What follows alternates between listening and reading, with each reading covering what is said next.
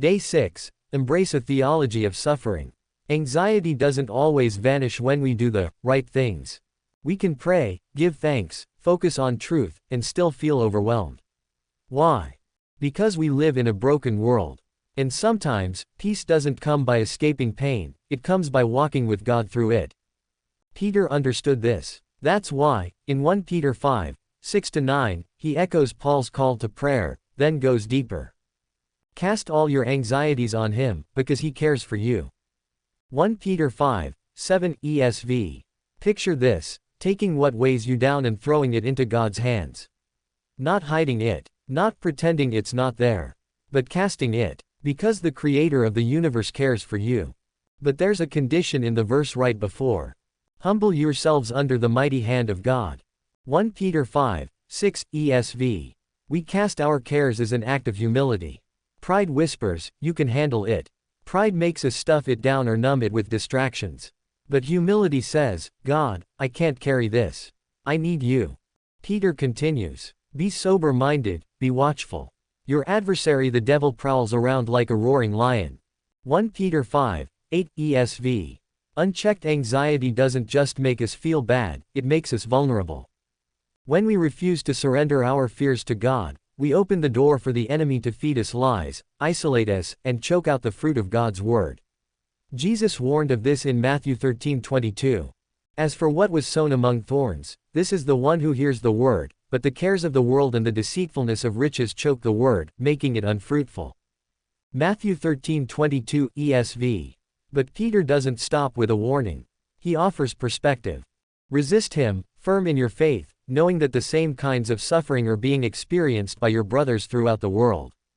1 Peter 5, 9 ESV. Here's what he's saying, suffering is normal. The peace and prosperity we've known in the West is not the global or historical norm. Jesus promised, in this world you will have tribulation. But take heart, I have overcome the world. John 16:33 ESV. But he also said, I have said all these things to you to keep you from falling away. John 16:1 ESV.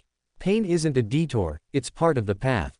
Jesus was overwhelmed with sorrow in Gethsemane, see Matthew 26:38. Paul said he despaired of life itself, 2 Corinthians 1:8 ESV. If they struggled, we will too. But here's the hope, God doesn't abandon us in our suffering. He meets us there. Some things can only be learned through suffering. Count it all joy, when you meet trials of various kinds, for you know that the testing of your faith produces steadfastness. James 1:2-3 ESV. We are invited into a deeper connection with Christ through our suffering.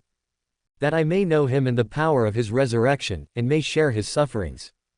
Philippians 3:10 ESV. When people wrongly believe that following Jesus removes life's problems, they're set up for disillusionment and more anxiety. That's why we must embrace this truth. If anyone would come after me, let him deny himself and take up his cross daily and follow me. Luke 9:23 ESV. Jesus did what his flesh didn't want to do. He took up his cross. And he calls us to do the same, to daily surrender, daily suffer, and daily follow. Because here's the paradox. When we come to the end of ourselves, that's when Jesus can live through us. God cannot fill what has not been emptied. Suffering is one of the ways he empties us of self so we can be filled with his Spirit. Reflection questions. Are you carrying any anxiety alone because of pride or fear? What would it look like to cast your cares on God today, fully and honestly? How might suffering in your life be an opportunity to be emptied of self and filled with him?